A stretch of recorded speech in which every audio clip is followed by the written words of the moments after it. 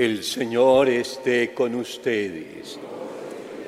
Proclamación del Santo Evangelio según San Lucas.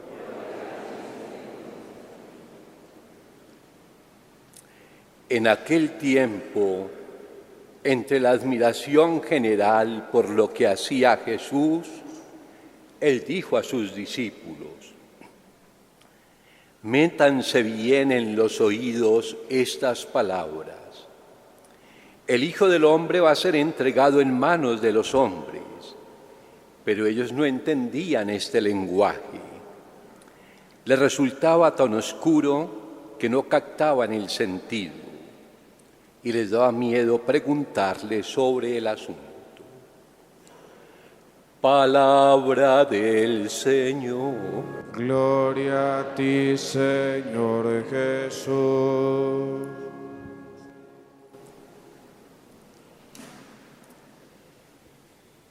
Estos días en la liturgia de la Eucaristía estamos proclamando textos de los profetas que vivieron cuando el pueblo de Dios retorna de nuevo a su patria, que estaban cautivos en Babilonia. El pueblo estuvo 50 años cautivo en país extraño, y con un nuevo rey, Ciro, que llega a dominar ese país, les da la libertad de retornar a su patria. Muchos prefirieron quedarse en esa situación de marginación porque ya estaban ubicados, estaban acostumbrados. Pero muchos regresaron a su patria, la Palestina, y allí volvieron a organizarse como pueblo. Lo primero que hace el pueblo cuando llega a su propia tierra después de 50 años es construir el templo, porque el templo para ellos era el recuerdo de ese Dios que los había acompañado, que los había liberado y que ahora estaba con ellos también viviendo una nueva vida. Hoy el profeta Zacarías entonces les dice que ese templo que está en Jerusalén es la presencia del amor de Dios para ellos, que Dios nunca los va a abandonar y que ese Dios tiene un corazón de puertas abiertas para decirnos que Dios tiene las puertas de su corazón abiertas a todo hombre que quiere escuchar su llamado y entrar a participar de su misma vida.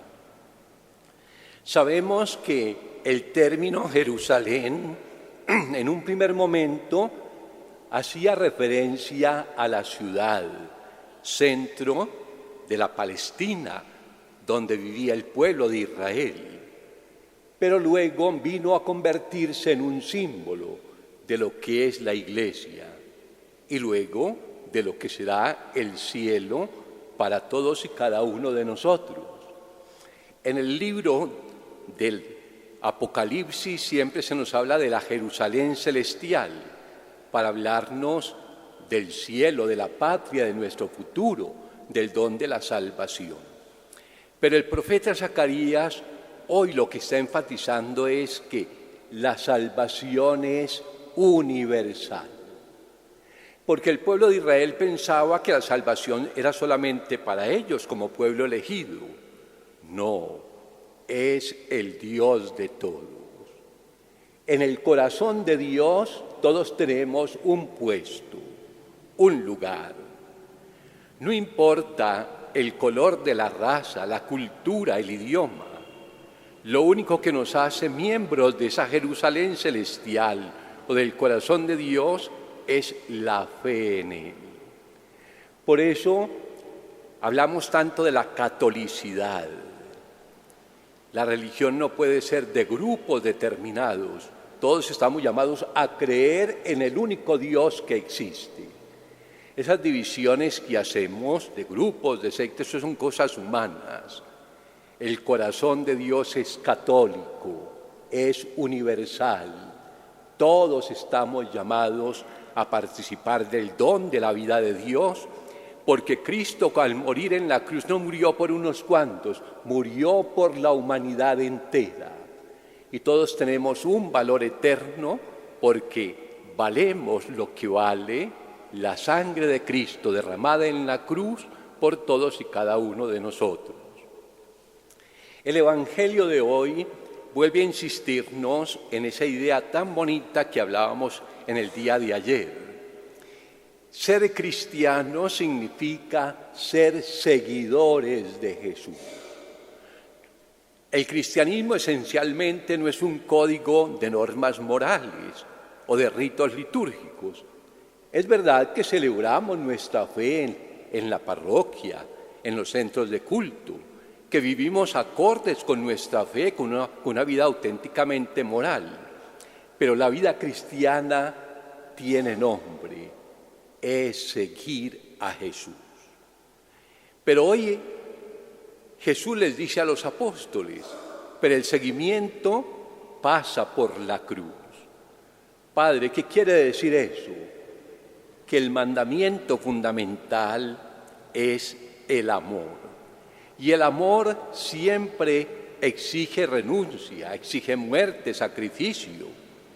Porque amar significa uno olvidarse de sí mismo para pensar en los otros. Y también implica la muerte al mal, al egoísmo. Y eso no lo entendían los apóstoles. Cuando les hablaban del reino de Dios, de la salvación, ellos pensaban que era simplemente un poder político, de influencias materiales, sociales. No, Jesús nos dice que el mandamiento que nos pone en comunión con Dios siempre es el mandamiento del amor. Y amar a Dios implica renunciar a los propios egoísmos.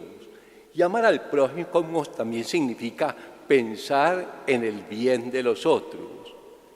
Miren que la conversión en una persona se da en la medida que es capaz de renunciar, de morir a su propio ego. Ese ego, ese egoísmo que se nos sale por todas partes. Nosotros en las palabras hablamos del amor, de la caridad, pero en las intenciones y en las actitudes somos todos tan egoístas. Primero yo, segundo yo, tercero yo y siempre yo, ego, porque la palabra ego es del latín para decir yo. Yo siempre pienso mi comodidad, mi satisfacción, que me corran, que me sirvan, que me tengan en cuenta. Y el Señor nos dice, tanto ego no, más el nosotros, más la caridad. Piensa en el bien de los otros. Y eso es lo que a nosotros nos implica tantas renuncias y nos cuesta tanto.